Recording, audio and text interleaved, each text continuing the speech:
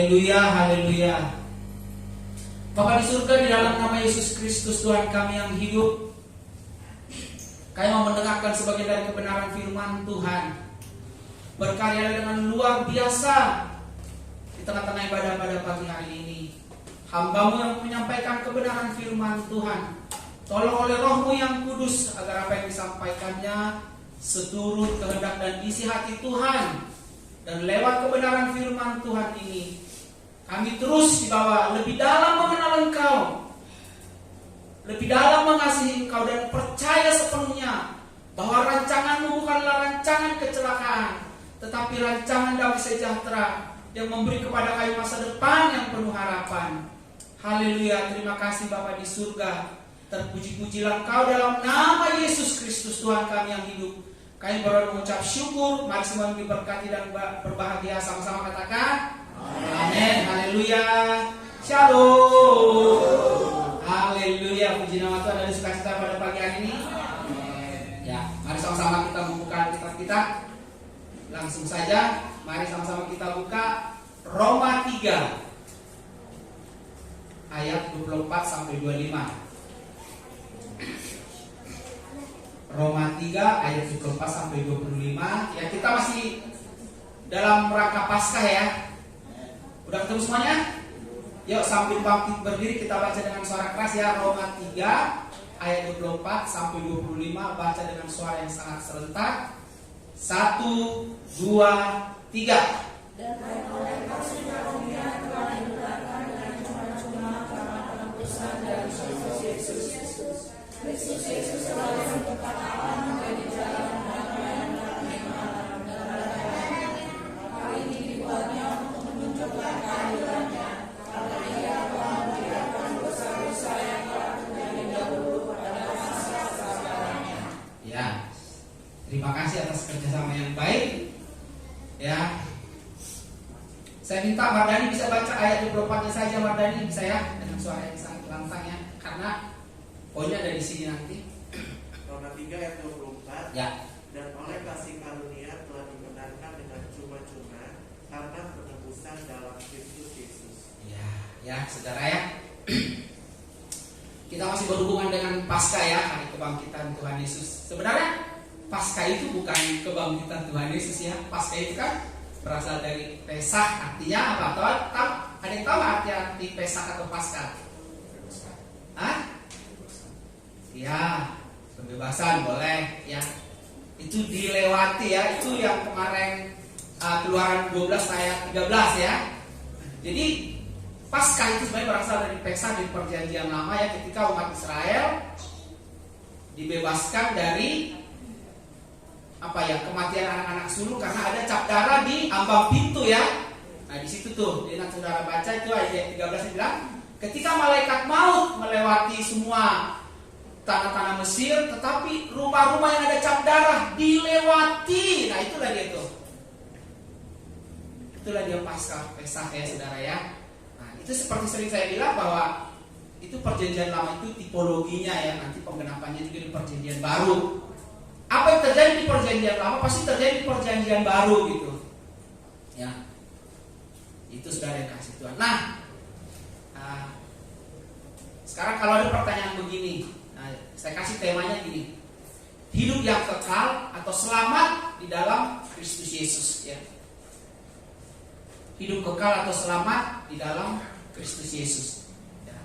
Tadi di ayat 24 dikatakan oleh kasih karunia dengan cuma-cuma ya kita diselamatkan. Nah sekarang pertanyaan gini, kalau ada pertanyaan gini, saya coba ajukan 3 pertanyaan buat jemaat Tuhan yang hadir di sini. Yang pertama gini, orang selamat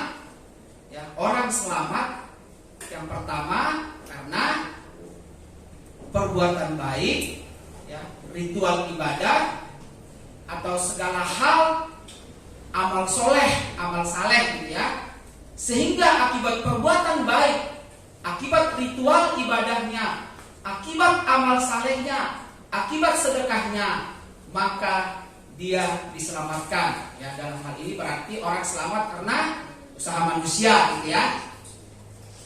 Nah yang kedua, orang selamat ya, beroleh kehidupan yang kekal karena usaha Tuhan, ya. Karena kemurahan Tuhan. Jadi di situ tidak ada usaha manusia untuk dia selamat. Ya, jadi semata-mata karena kemurahan Tuhan, ya. Kalau yang pertama tadi usaha manusia menjangkau Tuhan, kalau yang kedua ini usaha Tuhan menjangkau manusia, ya. Jadi Tuhan yang bertindak, Tuhan yang berinisiatif untuk menyelamatkan manusia itu yang kedua. Yang ketiga, orang selamat atau beroleh hidup yang kekal karena usaha manusia sebahagian, usaha Tuhan sebahagian. Artinya manusia melakukan perbuatan baik, manusia melakukan amal saleh, manusia melakukan ritual ibadah. Maka karena usahanya itu dan oleh pertolongan Tuhan, oleh kemurahan Tuhan, orang itu diselamatkan, beroleh hidup yang kekal. Ada 3 pertanyaan. Kira-kira perspektif iman Kristen ada di mana? Ada yang tahu? Iman Kristen ada di mana? Oh, ini 2. Bu Peti dan Pak Roy. Yang lain? Jangan takut. Pak Roy dengan Bu Peti, poin 2. Ya. Sepakatlah dengan kata-kata Pak Roy? Halo? Kalau sepakat katakan amin. Ragu atau gimana nih? Padahal saya rasa banyak jemaat yang hadir, ya. Ya, kalau gitu kita berikan poin 100 buat Bu Peti sama Pak Roy. Berikan kemuliaan bagi Tuhan kita. Haleluya, saudara yang kasih Tuhan. Saya tahu saudara pasti bingung antara pertanyaan nomor 2 dan nomor 3, benar kan? Benar gak? Kalau nomor 1 sih yakin tidak ada yang pilih nomor 1, artinya karena usaha manusia, ya saudara, ya. Nah, memang gini, kita orang Kristen suka dibingungkan sebenarnya.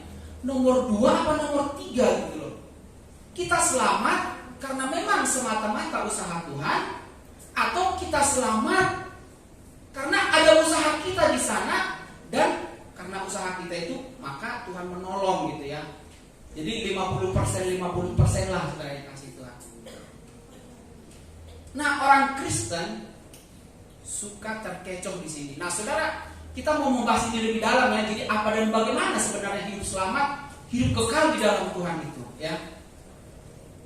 Jadi kita tidak sampai salah memahami, atau juga kita tidak sembarangan memaknai keselamatan itu.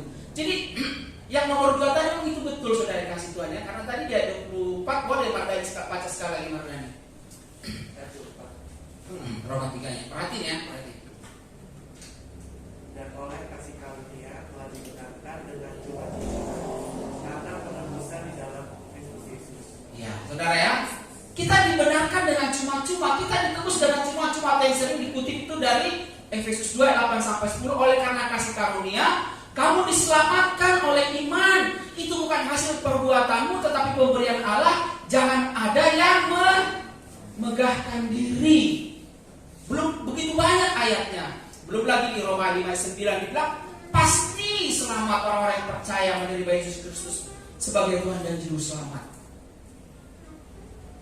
Jadi saudara, selamat itu, ya, kehidupan yang kekal itu memang tidak ada usaha kita di sana.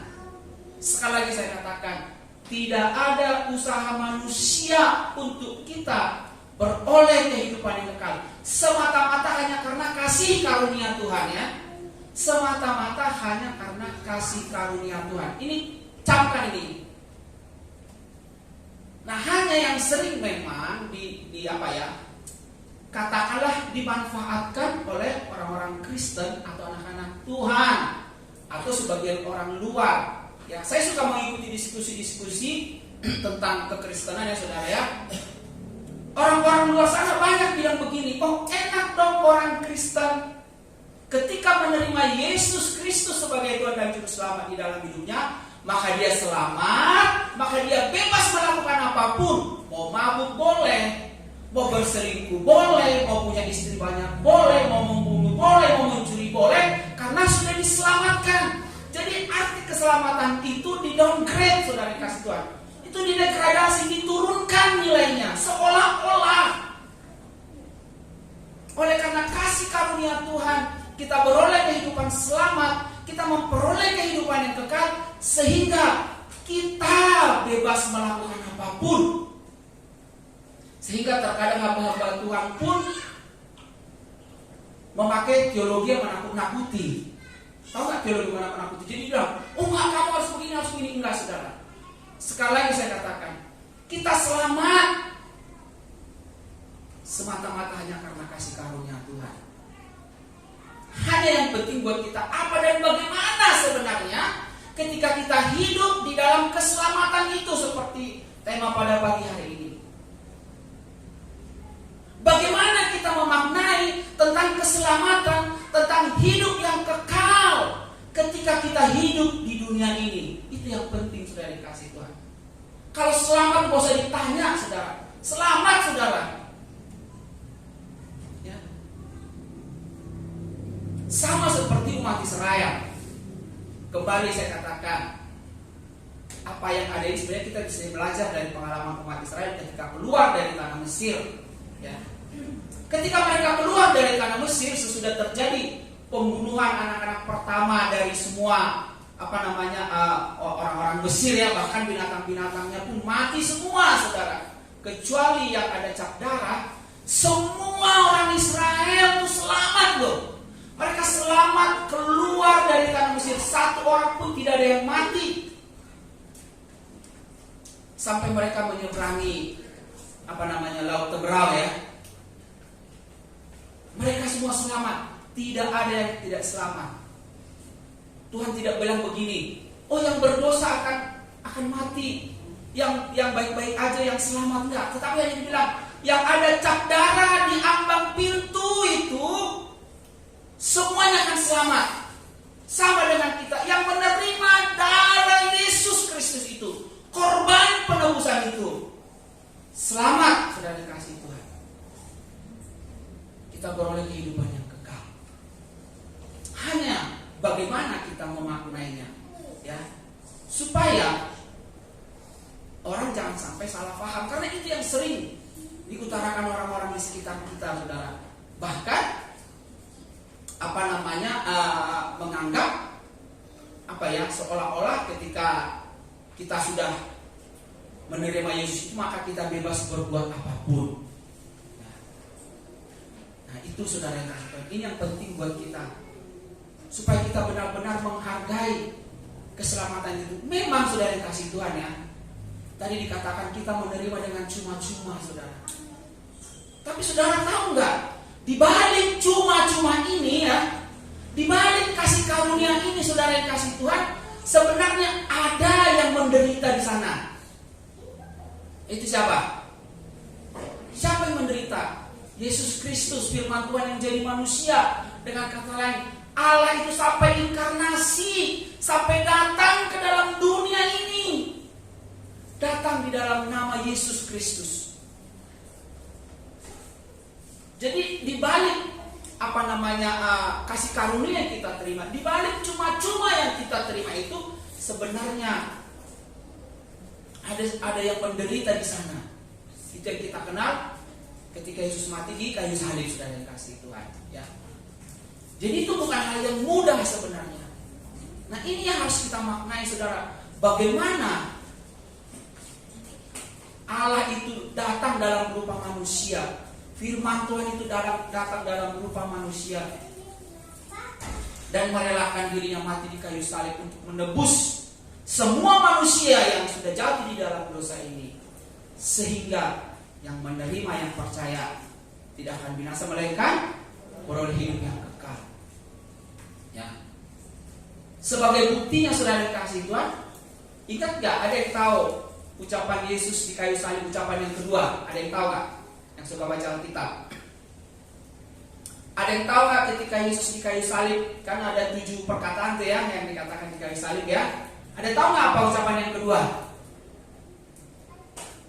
Gak ada yang tahu, ya. Haleluya. Yang pertama itu, Bapa, ke dalam tanganmu kuserahkan diriku. Yang kedua ini, ketika dua orang di sebelah kanan Yesus itu, yang seorang berkata, Tuhan, ingatlah akan aku ketika Engkau datang sebagai Raja. Maka Yesus berkata apa? That's right. Hari ini juga Engkau bersama-sama dengan aku di Firdaus. Ya saudara ya. Persoalannya gini loh. Ketika kita menerima Yesus Kristus sebagai Tuhan dan Juru Selamat dalam hidup kita, kita tidak langsung mati ya saudara ya. Kita tidak langsung mati seperti orang yang menderita yang di penjahat yang di sebelah kanan Yesus itu ya, atau pokoknya salah satu yang di sebelahnya lah. Kita tidak langsung mati loh saudara yang kasih Tuhan. Kalau ada orang nih ya, ada orang yang jahat banget gitu, katakanlah seperti orang yang di sebelah di sebelah Yesus itu ya, ada orang jahat, terus pas di akhir hidupnya gitu dengan sadar memang dia menerima Yesus Kristus itu, selamat enggak? Ya kalau kita mengikuti kebenaran Alkitab itu, dia akan selamat saudara. Hanya kan kita nggak pernah tahu nih kapan kita mati nih gitu kan? Bisa aja di saat saya berkhotbah begini tiba-tiba entah saya lewat, bisa aja kan? Kita nggak pernah tahu. Jadi jangan pernah mempermainkan Tuhan dengan mengatakan begini, nanti aja kalau menjelang mati saya terima Yesus, atau nanti aja menjelang mati saya hidup bertobat. Sekarang happy aja dulu katanya gitu. Ya saudara ya, jangan saudara. Jadi gini, ketika saya dan saudara sudah menerima Yesus Kristus itu sebagai Tuhan dan Juru Selamat di dalam kehidupan kita, maka inilah yang harus kita lakukan ya, supaya jangan sampai seperti umat Israel itu ketika mereka selesai menyeberangi laut Teberau, ketika mereka di padang gurun ya, ketika kita menjalani kehidupan ini, kita anggaplah ketika umat Israel selama 40 tahun di padang gurun, kita begitu juga di dalam menjalani kehidupan ini. Saudara tahu apa yang terjadi selama 40 tahun mereka di padang gurun? Ada yang tahu? Selama di padang gurun generasi pertama semuanya mati loh dari kasih Tuhan. Selamat nggak mereka keluar dari tanah Mesir? Selamat. Itu seperti kita tuh, kita selamat keluar dari perbudakan dosa. Tetapi ternyata di dalam menjalani kehidupan ini, selama kita di padang gurun kehidupan ini, saudara, seperti umat Israel, banyak yang gugur, banyak yang tidak tahan ya. Selama umat Israel jalan di padang gurun itu selama 40 tahun, saudara dikasih Tuhan, cuma 2 orang yang selamat generasi pertama, yaitu Kaleb dan Yosua. Yang lainnya mati, tinggal anak-anak mereka, saudara dikasih Tuhan. Generasi kedua, ketiga selanjutnya. Tetapi generasi pertama yang seangkatan dengan Musa, yang seangkatan dengan Yosua dan Kaleb, tidak sampai ke tanah Kanaan, tidak sampai ke tanah perjanjian. Nah, kita pun bisa seperti itu, saudara. Ternyata di dalam kehidupan kita ini, saudara yang kasih Tuhan, kita bisa kehilangan kasih karunia itu, kehilangan keselamatan itu. Bukannya Tuhan tidak mau menyelamatkan kita, tetapi karena ulah kita sendiri ya. Perhatikan kata-katanya, bukannya Tuhan tidak mau menyelamatkan kita, karena darahnya sudah tercurah di kayu salib untuk menebus kita. Persoalannya, kitanya yang sering berulah, kitanya yang menganggap rendah keselamatan itu dengan hidup sembarangan, saudara yang kasih Tuhan. Seharusnya tidak boleh begitu. Ketika kita menerima keselamatan itu, saudara, kita harus mengalami pembaharuan budi. Janganlah kamu menjadi serupa dengan dunia ini, tapi berubahlah. Pembaharuan budi. Ya, jadi pikiran kedagingan itu, pikiran lama itu, pikiran manusia lama itu harus dihapuskan, diganti dengan manusia baru. Ya, saudara yang kasih Tuhan ya. Apakah kamu tidak tahu bahwa tubuhmu adalah bait Roh Kudus, di mana Roh Allah diam di dalam kamu? Kamu telah dibeli, hargamu telah dibayar lunas. Oleh karena itu, muliakanlah Tuhan dengan hidupmu, tubuhmu, saudara. Itu dia. Jadi sudah kasih Tuhan. Ayo, selama kita menjalani padang gurun kehidupan kita ini, kita anak-anak Tuhan, ya, jangan sampai mau terkecoh dengan pemahaman-pemahaman yang salah, ya. Seolah-olah seperti saya katakan tadi, ketika kita sudah beroleh keselamatan itu, kita bebas hidup sembarangan, saudara. Ya. Nah, ada 3 hal yang mau saya jelaskan di sini, saudara, ketika kita menjalani kehidupan ini. Ya. Ini kita lakukan sekali lagi bukan supaya kita selamat, saudara. Ya. Sekali lagi, ini yang harus kita lakukan. Ya. Bukan supaya kita selamat, tetapi supaya tetap tinggal di dalam keselamatan itu. Kemarin Bu Gembala Sidang mengambil lagi doa malam, ada yang tahu? Ada yang tahu? Galatia Kolose 2 ayat 67 sampai 10. Tapi yang mau kita baca ayat 67. Mardani boleh baca sekali lagi, Mardani. Kolose 2 ayat 67. Perhatikan ini. Kamu telah menerima Yesus Kristus Tuhan kita. Kolose 2 ayat 6 dan 7. Ya. Kamu telah menerima Kristus Yesus Tuhan kita. Ya. Karena itu hendaklah hidupmu tetap di dalam Dia.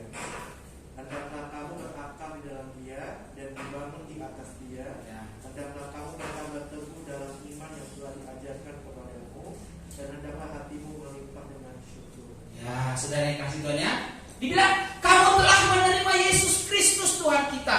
Itu artinya kita sudah menerima. Tetapi ternyata ayat itu tidak berhenti di situ. Dikatakan hendaklah kamu tetap di dalam Dia,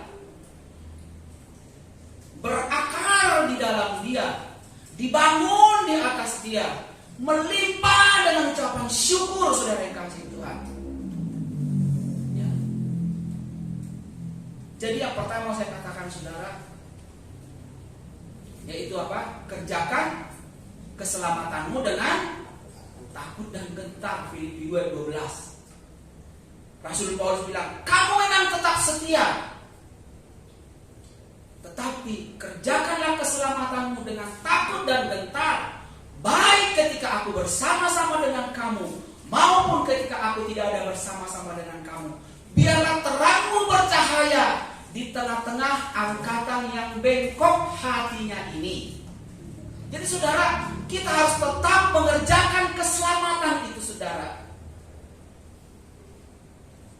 Itulah kenapa kita terus mau melakukan apa yang diajarkan Tuhan kita Yesus Kristus, saudara yang kasih Tuhan. Ya. Jadi jangan pernah menganggap gini, kalau begitu saya nggak perlu lagi dong melakukan apa yang diajarkan Tuhan Yesus, apa yang diperintahkan Tuhan Yesus. Toh juga saya sudah selamat, gitu ya, saudara ya. Enggak, saudara. Jadi selamat yang tadi itu, ya, yang di Roma 3:24 sama Efesus 2 itu, saudara, itu baru benih. Baru benih, saudara yang kasih Tuhan. Dia itu baru bertumbuh. Nah, kalau tidak disirami, kalau tidak dipupuk, dia bisa mati, saudara yang kasih Tuhan. Jadi, ya, kenapa harus kita melakukan apa yang diperintahkan Tuhan? Ya. Kenapa kita harus terus berjalan di dalam terang kebenaran firman Tuhan? Sekali lagi saya katakan, bukan supaya kita selamat, tetapi saudara yang kasih Tuhan, supaya kita tetap di dalam keselamatan itu, tetap tinggal di dalam keselamatan itu, berakar dengan kuat, sehingga kita tidak terombang-ambing oleh pengajaran dunia, tetapi kita terus dibangun, terus makin tinggi, naik ke level yang lebih tinggi, terus, sehingga lewat kehidupan kita, nama Tuhan yang dipermuliakan. Kita tidak menjadi biang gosip, kita tidak menjadi pembuat onar, kita tidak menjadi membuat kekacauan. Tetapi bagaimana kita, orang-orang yang berjalan di dalam kebenaran firman Tuhan, ya saudara ya. Saudara tahu nggak, di perjanjian lama ada 613 perintah dan larangan yang tidak boleh dilakukan oleh umat Israel kala itu. Belum lagi ditambah oleh para ahli-ahli Taurat, ditambah-tambah itu peraturan-peraturan itu. Ya, makanya dikatakan ya, kamu mau masang kuk katanya, tapi kamu sendiri aja nggak bisa menanggung kuk itu. Jadi bayangkan, sudah ada 613 peraturan dan larangan yang tidak boleh dilakukan umat Israel kala itu. Ditambah lagi dengan peraturan-peraturan dari para ahli-ahli Taurat atau orang-orang Farisi, udah makin beratlah umat Israel kala itu, saudara. Nah, hari ini saudara yang kasih Tuhan, ketika Tuhan Yesus menggenapi perjanjian lama itu, saudara, kita hanya dikurung oleh dua hukum, saudara. Itu hukum Kristus. Ya. Yaitu yang pertama, kasihi Tuhan Allahmu dengan segenap hati, jiwa, kekuatan dan akal budimu, dan kasihi sama manusia seperti dirimu sendiri. Itulah hukum yang terutama dan yang pertama, dan tidak ada hukum yang bisa melawan itu, saudara ya. Jadi kita itu tidak berada lagi di bawah hukum Taurat, tetapi di bawah hukum Kristus. Dan saudara tahu nggak, ketika kita bisa mempraktekkan ayat ini, saudara, mengasihi Tuhan dengan segenap hati, jiwa, kekuatan dan akal budi, mengasihi sama manusia seperti diri kita sendiri, saudara yang kasih Tuhan, itu sama dengan sebenarnya kita sedang menjalankan segala perintah yang ada di benarnya. Karena kalau kita sukses melakukan itu, maka otomatis 10 firman Tuhan pun bisa kita lakukan. Ten Commandment, ya. Yang 1-4 hukum itu tentang apa? Tuhan ya, tentang mengasihi Tuhan. Kalau di Ten Commandment. 5-10 tentang mengasihi sama manusia. Dimulai dengan hormatilah. Ya, kalau orang Batak bilang tuh ikon. Ikop pasang ako mudon ato ras mo sa martua ho. Jalalele mangolo di tangan na nileon di Batam di ho. Ada orang Batak di sini? Itu saudara. Jadi ikon itu enggak ikon apa? Harus ikon. Seru ya ikon yang hebat ya. Nah, terus jangan membunuh, jangan mencuri, jangan berzina, jangan mengingini harta orang lain, jangan bersaksi dusta tuh. Kalau kita menggenapi ini, otomatis kita berjalan di dalam terang kebenaran firman Tuhan. Dan yang pertama 1-4 itu tentang mengasihi Tuhan, saudara yang kasih Tuhan. Kita jangan jatuh dalam penyembahan berhala, jangan menyebut nama Tuhan dengan sembarangan, ya saudara ya. Haleluya, saudara yang kasih Tuhan. Jadi, kenapa kita harus melakukan apa yang diperintahkan Tuhan Yesus? Ya, itu kita sedang mengerjakan keselamatan itu. Kenapa kita harus datang beribadah ke tempat ini? Itu kita sudah selamat. Ya karena itu perintah Tuhan, saudara. Ada yang tahu Ibrani 9:25? Halo? Rajin-rajin baca kitab yuk. Hah? Kenapa Usi? Yes, berikan kepada Tuhan kita. Hidup Usi Eli yang rajin-rajin baca kitab. Saya berusaha menghafal. Iya benar. Jangan meninggalkan pertemuan ibadah seperti dibiasakan orang sebelum kamu. Karena di situ ada nasihat. Kan ketika hadir ini kita bisa saling menasehati, kita saling menasehati. Jadi saudara ingat, kalau saudara melakukan segala apa yang diperintahkan Tuhan Yesus, kalau kita mengikuti kebenaran firman Tuhan, sekali lagi saya katakan, bukan supaya kita selamat, tetapi itu kita sedang mengerjakan keselamatan itu supaya kita tidak sampai kehilangan keselamatan itu. Ya saudara ya. Yang kedua saudara, kenapa kita harus melakukan apa yang dimaui Tuhan, apa yang diperintahkan Tuhan? Kenapa kita harus berjalan di dalam kebenaran firman Tuhan? Atau kalau ayat itu, firman-Mu berita bagi kakiku dan terang bagi jalanku. Itu adalah buah dari keselamatan itu, saudara. Jadi gini, ketika saudara mengatakan saya sudah selamat, saya sudah beroleh kehidupan yang kekal, harus ada buktinya, saudara yang kasih Tuhan. Maka terasa aneh, saudara yang kasih Tuhan, kalau dia mengaku Kristen, tetapi datang beribadah ke gereja aja, nggak mau datang, saudara yang kasih Tuhan.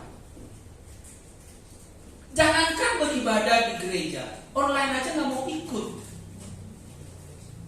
Seharusnya, saudara yang kasih Tuhan, kalau kita sudah menerima Yesus Kristus sebagai Tuhan dan Juru Selamat kita, seperti Yesus berkata, aku melakukan apa apa yang disukai Bapakku. Seharusnya juga kita gitu. Aku melakukan apa yang diperintahkan Tuhanku Yesus kepadaku. Seharusnya harus begitulah kehidupan kita, saudara. Jadi itu buah dari pertobatan. Karena di Matius 3 dikatakan, hasilkanlah buah dari pertobatanmu. Hasilkan buah, saudara. Terus dilanjutkan, kapak sudah tersedia di akar pohon. Barang siapa yang tidak menghasilkan buah, maka pohon itu akan ditebang dan dibuang ke dalam api yang menyala-nyala. Di sanalah terdapat ratap dan kertak gigi, saudara. Ya. Saya coba merenungkan tentang neraka, walaupun di tempat saya bukan di situ, saudara. Ya, itu seram loh penggambaran neraka itu loh ya. Apa dikatakan? Apinya menyala-nyala, cacingnya tidak pernah mati. Masalahnya kita juga pernah mati gitu loh.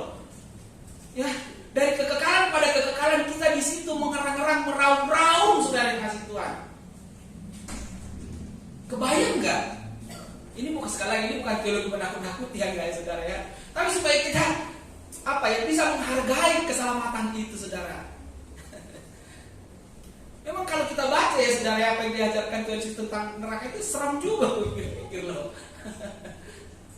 Ngeri loh ternyata ya. Di sana terdapat ratap dan kertak gigi, katanya. Apinya nggak pernah padam, ya. Terus cacingnya nggak pernah mati, coba tuh. Cacingnya tuh nggak pernah mati, berarti ngeri ya saudara ya. Kebayang nggak sih? Ya, tapi janganlah ya, tempat kita bukan di situ, amin saudara. Bayangkanlah surga, amin ya saudara ya. Aduh, haleluya, puji Tuhan.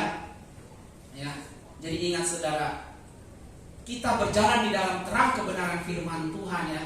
Kita melakukan segala yang baik, saudara. Kita menolong orang, kita memberikan persembahan-persembahan kita. Kita melihat di sana ada yang berkekurangan, kita bisa tolong. Kita menjadi saksi di tengah-tengah dunia ini, saudara yang kasih Tuhan. Sekali lagi saya katakan, bukan supaya saudara selamat, tapi itu buah dari keselamatan kita itu.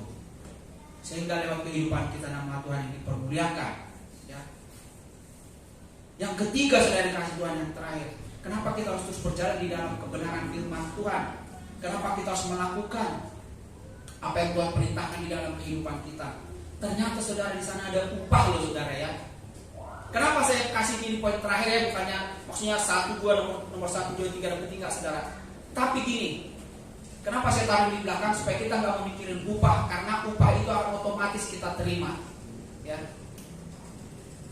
Ternyata saudara yang kasih Tuhan, kalau kita berjalan terus di dalam kebenaran firman Tuhan, kita tidak jemu-jemu melakukan perbuatan baik seperti yang dikatakan oleh Galatia 6 ayat 10. Janganlah jemu-jemu berbuat baik, bertolong-tolonganlah kamu, yang kuat menolong yang lemah, sehingga terjadi keseimbangan, dikatakan di kitab Roma. Berilah maka kamu akan memberi. Begitu banyak perintah-perintah atau yang Tuhan perintahkan kepada kita supaya kita lakukan. Jangan meninggalkan pertemuan-pertemuan ibadah. Jauhi yang jahat, lakukan yang baik. Saudara bisa cari di situ segala apa yang Tuhan perintahkan kepada kita. Kita lakukan itu dengan suka hati, dengan penuh sukacita senang. Ternyata di sana ada upah, saudara yang kasih Tuhan. Ya. Matius 5:11 bilang begini. Berbahagialah kamu, ini khotbah Yesus di bukit. Berbahagialah kamu jika karena aku, maksudnya karena Yesus, kamu dicela, difitnah, kamu dicela, diayat, difitnah, kepadamu difitnahkan hal-hal yang tidak baik. Karena nabi-nabi sebelum kamu pun sudah mengalami itu. Bersukacitalah karena upahmu besar di surga, saudara. Jadi ternyata di surga itu ada upah loh, saudara ya. Memang Tuhan tidak secara spesifik menjelaskan apa upah kita. Maka dari dulu kalau saya dengar khotbah ya, hamba-hamba Tuhan suka bilang, katanya gini, wah tetap lakukan ya segala, kita tetap semangat melakukan kebenaran firman Tuhan. Karena upah menunggu kita di surga. Semakin banyak yang kita lakukan di dunia ini mempermuliakan Tuhan, maka upah kita makin besar. Itu bisa jadi mengutip ayat ini. Bahkan sampai ada yang bilang, ya, kalau kamu gak ngapa-ngapain nanti kamu rumahnya kecil, katanya gitu, saudara suka dengar ya. Atau ada yang bilang, kamu hanya di pinggir surga, di halamannya katanya. Orang-orang itu bilang, nggak apa-apa, di pinggir juga udah enak. Katanya gitu lagi saudara coba. Iya kan? Yang penting masuk surga daripada masuk neraka katanya. Jangan sudah berpikir begitu. Tapi usahakanlah selalu melakukan yang terbaik. Upah kita besar di surga, saudara yang kasih Tuhan. Ya. Kalaulah kita ambil ilustrasi itu begini tentang surga. Ya. Tapi surga jangan bayangkan ada itu ya, apa? Surga jangan bayangkan ada bidadari. Ya, jangan. Jauhkan itu dari pikiranmu. Amin, saudara. Amin. Jauhkan bidadari dari pikiranmu. Ya. Kamu sesat katanya gitu. Bahwa di surga tidak ada kawin mengawinkan. Hidup di surga seperti malaikat. Nah, jadi jauhkan bidadari dari pikiran saudara. Ya. Kalaulah kita buat suatu ilustrasi gini, kita sama-sama menerima keselamatan gitu ya saudara ya. Terus ada seorang anak Tuhan nih, dia banyak melakukan hal-hal yang menyenangkan hati Tuhan. Ya, dia rajin beribadah kepada Tuhan, dia rajin memberi, dia rajin menolong. Pokoknya segala hal memang dilakukan dengan tulus. Katakanlah dia mendapat rumah yang semua terbuat dari emas. Wow, gitu ya. Ini ilustrasi saudara ya. Ini khayalan saya aja. Sementara ada orang dia sudah menerima gitu ya, tapi ya Natal ke gereja hanya setahun mungkin 1-2 kali gitu ya. Ya saudara ya. Terus ya pokoknya ya udahlah gitu. Dia sih percaya gitu, tapi tidak banyak melakukan hal yang menyenangkan hati Tuhan. Anggaplah rumahnya dia dapat RSSSSSSSS gitu. Rumah sangat sederhana sekali gitu loh. Dekat kemana-mana, dekat kamar mandi, dekat kemana-mana. Itu contoh ya. Dekat ke kamar mandi, dekat ke kamar tidur, dekat ke tempat makan. Ini contoh ya saudara ya. Hayalan saya. Saudara pilih yang mana? Ya? Iya.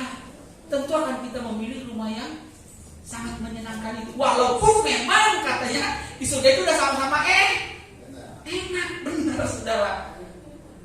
Tapi jangan maulah di pinggir-pinggirnya gitulah. Kenapa nggak masuk ke tengah, ke dalam, kemana-mana gitu ya?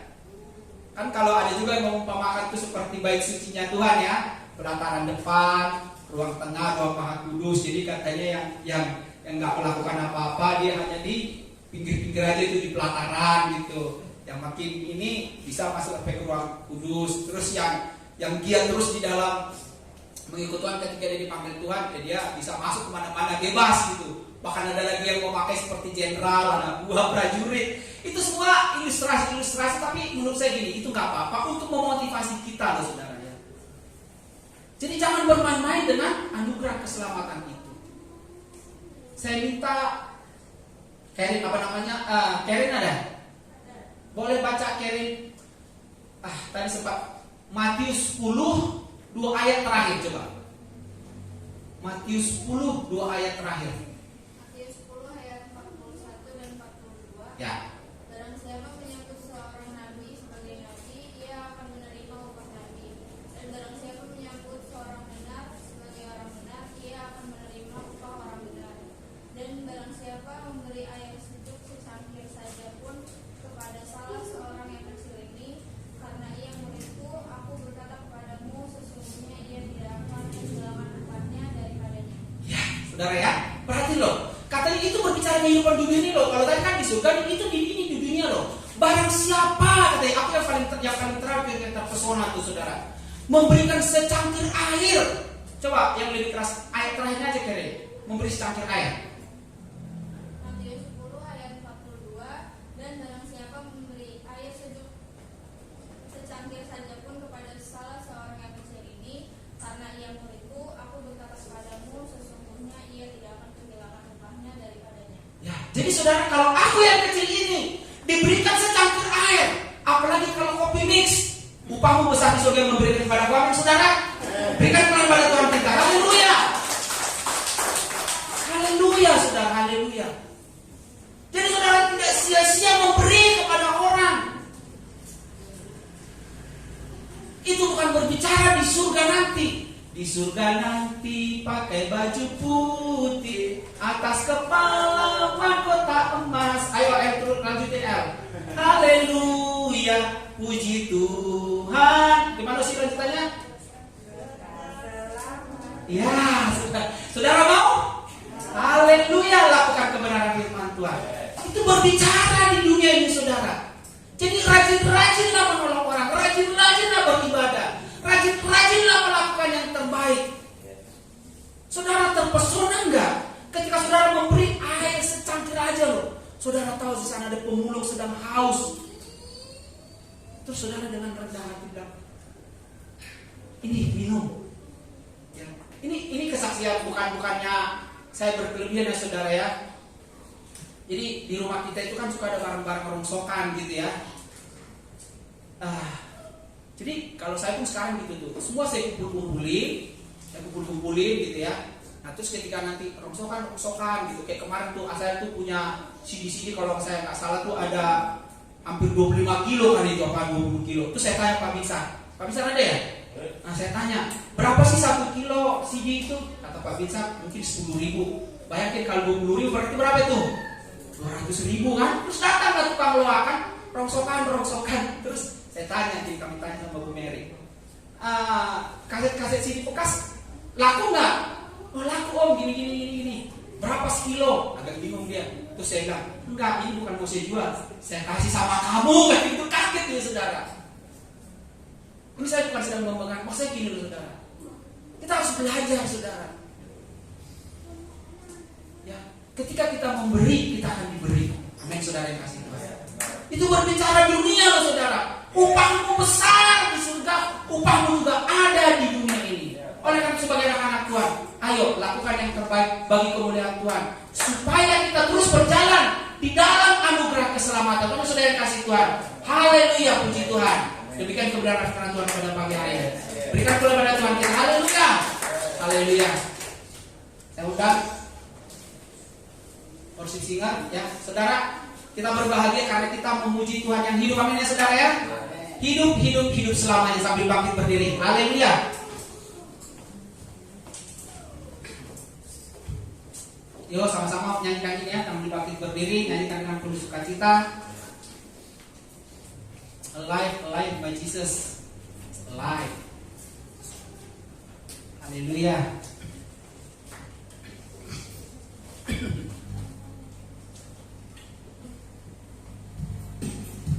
Yo sama-sama tepuk tangan, haleluya. Hidup selamanya.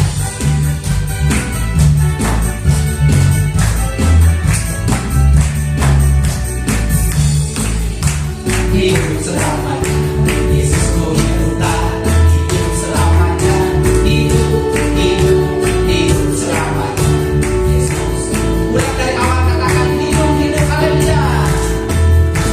Hidup selamanya, Yesus ku hidup selamanya.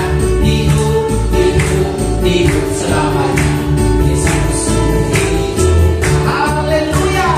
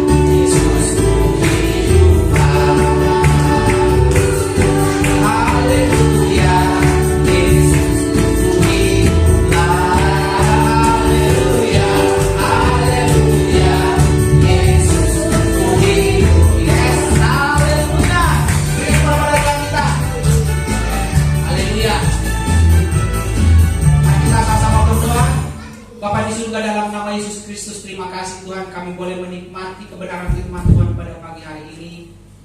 Kami bersyukur Tuhan, Engkau menebus kami sehingga kami beroleh kehidupan yang kekal. Bagian kami sekarang melakukan segala kebenaran firman Tuhan, bukan supaya kami selamat, tetapi kami harus terus mengerjakan keselamatan itu di dalam takut akan Tuhan. Itulah sebagai buah dari hasil pertobatan kami. Dan juga ada upah yang Tuhan sediakan bagi kami, baik nanti di surga maupun di dalam dunia ini. Terima kasih Tuhan Yesus. Hamba-Mu terbatas di dalam menyampaikan kebenaran firman Tuhan, tapi biarlah Roh-Mu yang kudus yang terus bekerja di dalam setiap hati kami, sehingga Tuhan menjumpai kami setia sampai pada hidup kami masing-masing. Sembuhkan yang sakit Tuhan Yesus, beri penghiburan kepada yang mengalami pergumulan atau hati yang sedih Tuhan, dan beri jalan keluar atas orang yang mengalami permasalahan dalam nama Yesus Kristus. Haleluya. Mari semua diberkati, sama-sama katakan amin. Haleluya.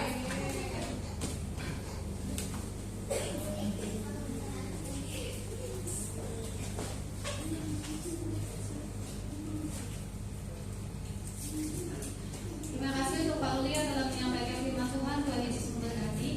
Kita akan memberikan persembahan. Kita bersatu di dalam doa. Tuhan Yesus Bapa yang baik, terima kasih Tuhan atas firman-Mu yang telah disampaikan oleh hamba-Mu. Biarlah Tuhan firman-Mu boleh jatuh di dalam tanah yang subur dalam kehidupan kami, dan kami boleh bagikan kembali Tuhan bagi setiap orang-orang yang ada di sekitar kami Tuhan, agar mereka yang belum mengenal Engkau boleh mengenal Engkau dan menerima Engkau sebagai Tuhan dan Juru Selamat kami yang berdoa. Tuhan, kalau sebentar kami akan memberikan persembahan, mau berkati persembahan kami Tuhan, agar persembahan kami ini berguna bagi pekerjaan-Mu di tempat ini, Bapa, di tempat di mana kami ibadah yang Bapa. Dan kami percaya Engkau akan memberkati kami, Engkau akan memberkati pekerjaan kami, memberkati usaha kami, memberkati kuliah kami, memberkati sekolah kami ya Bapa. Dan kami percaya Tuhan, apapun yang kami kerjakan sesuai dengan kehendak-Mu, maka Engkau akan membuatnya berhasil ya Bapa. Terima kasih Tuhan, hanya di dalam nama Tuhan Yesus Kristus kami boleh mengucap syukur. Haleluya. Amin. Kita akan satu pujian Allah itu baik.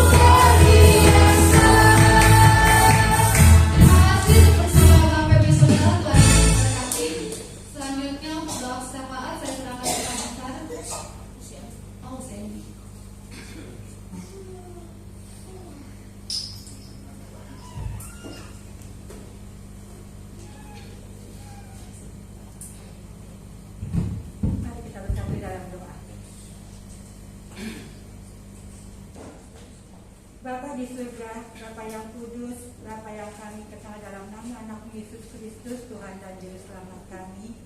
Tuhan Yesus, kami sungguh mengucap syukur Tuhan, kalau pada saat ini Tuhan, kami anak-anak-Mu boleh ambil bagian dalam ibadah raya di hari Minggu ini. Tuhan Yesus, terima kasih Tuhan untuk kesempatan yang Tuhan berikan.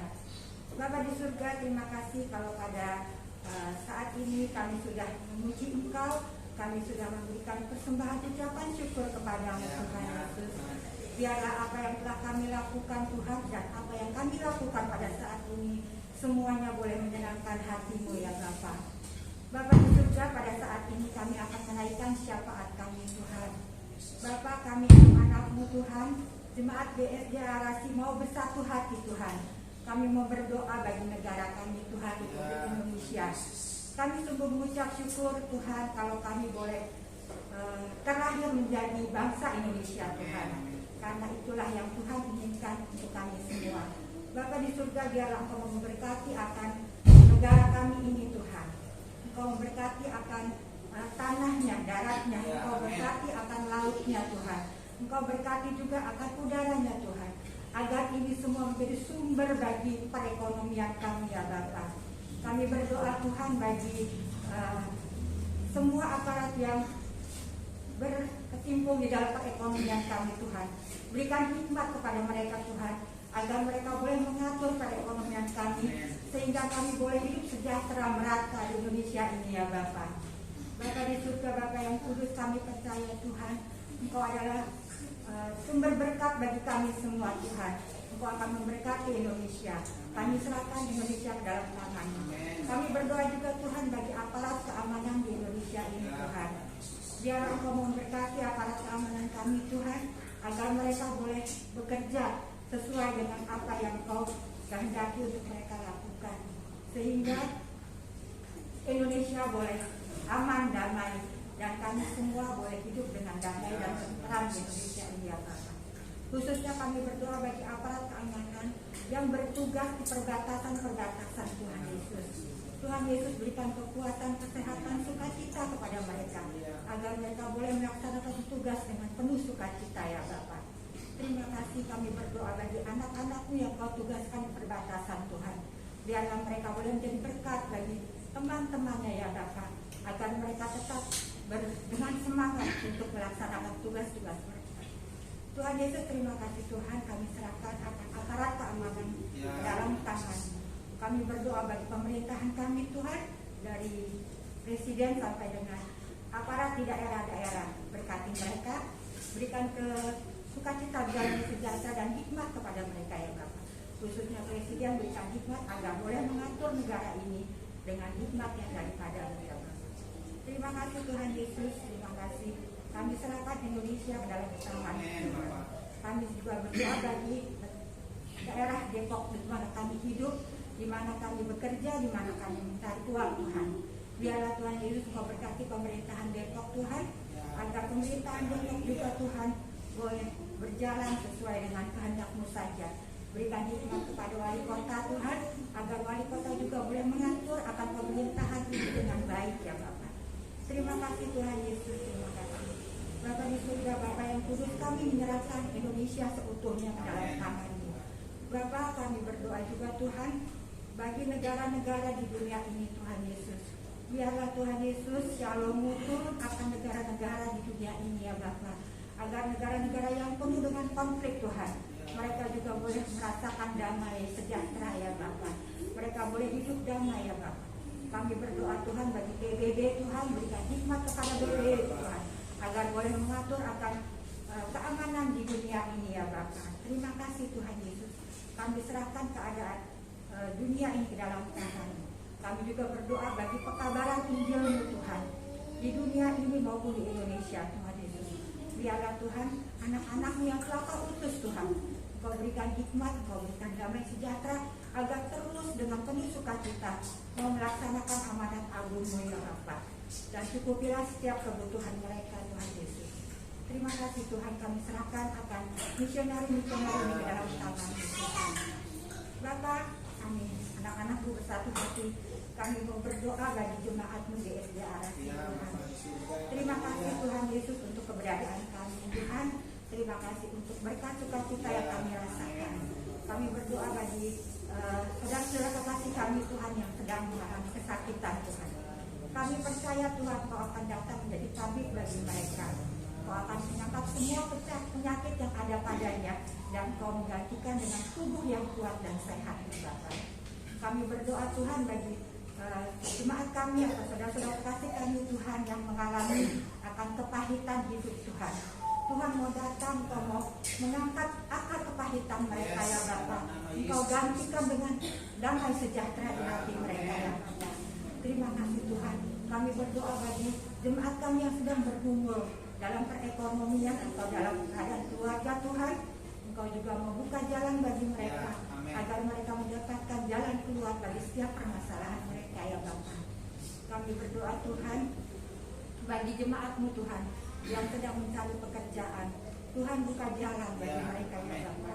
Yang sedang bekerja Tuhan, Tuhan berkati akan perusahaan di mana mereka bekerja, ya Yes, Bapa. dalam nama Yang Yesus. sedang berusaha Tuhan, dalam usaha pribadi Tuhan, Tuhan berkati juga agar semakin hari usahanya semakin berkembang, Bapa. Dan semakin banyak orang terberkati Tuhan Ya, amin. melalui usahanya. Terima kasih Tuhan Yesus, terima kasih. Kami serahkan seluruh akan jemaat gereja Arasi dalam tangan-Mu. Dan kami bersatu hati juga Tuhan, kami bersatu hati, kami mau berdoa bagi gereja kami gereja Arasi. Tuhan Yesus, Kau melihat keadaan kami, Engkau melihat kerinduan-kerinduan kami Tuhan. Kami tetap berdoa, kami tetap meminta kepada-Mu Tuhan. Kami rindu Tuhan untuk mendapatkan tempat sendiri, ya Bapa. Biarlah Engkau memberkati Tuhan dan Engkau memberikan jalan kepada kami Tuhan untuk meraih berkat-Mu, ya Bapa. Terima kasih Tuhan Yesus. Kami serahkan akan gereja kami ini ke dalam tangan-Mu, Bapa. Karena kami tahu Engkau adalah kepala gereja, Engkau mengetahui setiap kebutuhan kami, Engkau mendengar setiap seruan kami. Inilah syafaat kami Tuhan Yesus. Kami berserahkan syafaat kami ini hanya ke dalam nama anak Yesus Kristus, Tuhan dan Juru Selamat kami. Dan kami percaya Tuhan, Engkau akan menjawabnya seturut dengan kehendak-Mu. Terima kasih Tuhan Yesus, dalam nama anak Yesus Kristus kami sudah berdoa. Haleluya. Amin. Amin. Haleluya.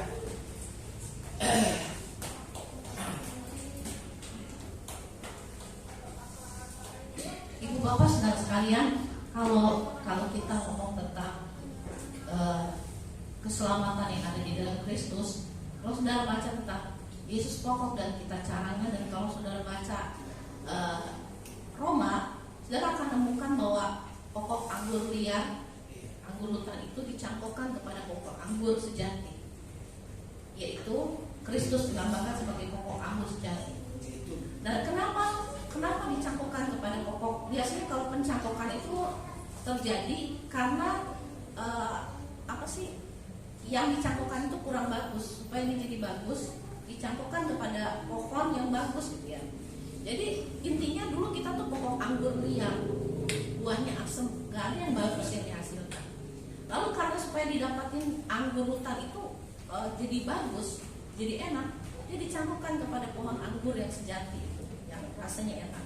Sama hidup kita, dulu hidup kita jelek, hidup kita menghasilkan hasil yang gak bagus kehidupan. Lalu kita dicangkokkan kepada Kristus, dan bukti dari pencangkokan, hasil yang didapati setelah dicangkokkan, harusnya rasanya jadi beda. Tadinya asam, sekarang jadi manis. Tadi kecil, hasilnya sekarang buahnya besar. Dulu hasilnya minim, sekarang lebar, harusnya gitu. Nah itu paralel dengan Efesus 2 ayat 10. Karena kita ini buatan Allah, diciptakan di dalam Kristus Yesus untuk apa ya? Untuk melakukan perbuatan baik. Dan Ia mau kita hidup di dalamnya. Itu paralel. Maksudnya pesannya itu sama dengan Yesus pokok dan kita caranya itu. Intinya bahwa kalau seseorang udah dicangkokkan kepada Yesus, udah hidup di dalam Yesus, Yesus di dalam dia, ada buktinya, yaitu perbuatannya beda, hasilnya beda, betul ya? Dulu jahat, sekarang baik. Jadi perbuatan baik yang kita hasilkan ketika kita ikut Yesus tuh bukannya jalan untuk selamat, tapi pembuktian bahwa kita berbuat, betul ya? Kita berbuat. Tuhan bilang gini masalahnya, kalau kita bilang kita udah terima Yesus sebagai Tuhan dan Juru Selamat, terus kita nggak berbuat, Tuhan bilang nanti akan diapa? Pokok ranting yang tidak berbuah akan dipotong, ya dikumpulkan lalu bakar. Jadi hasilkanlah buah yang baik dan jangan berpikir bahwa keselamatan saudara adalah berarti saudara isoke bikin dosa lalu kita bisa masuk surga. Surganya siapa?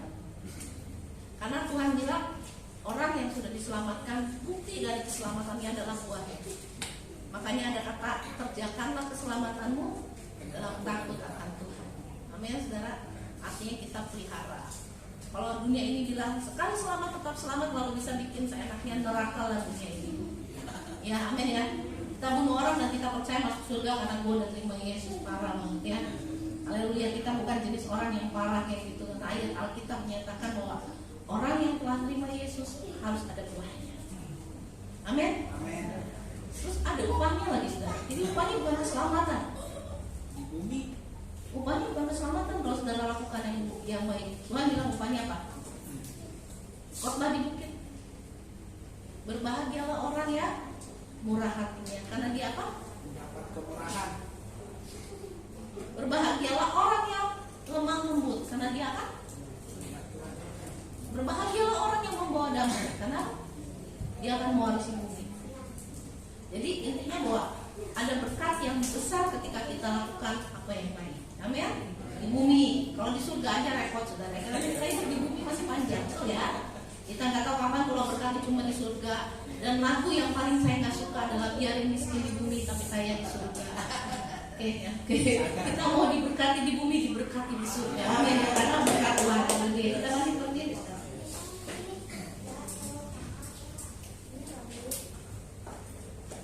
Mari saudara angkat tangan saudara kepada Tuhan.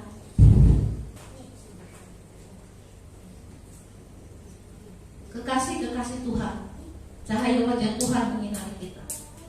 Tangannya yang baik serta penuh kemurahan ada di atas hidup kita. Karena itu terimalah berkat dari Allah Bapa, kasih sayang dari Tuhan Yesus Kristus, pimpinan dan penyertaan dari Roh Kudus menuntun langkah kita sampai Maranatha Tuhan Yesus kembali.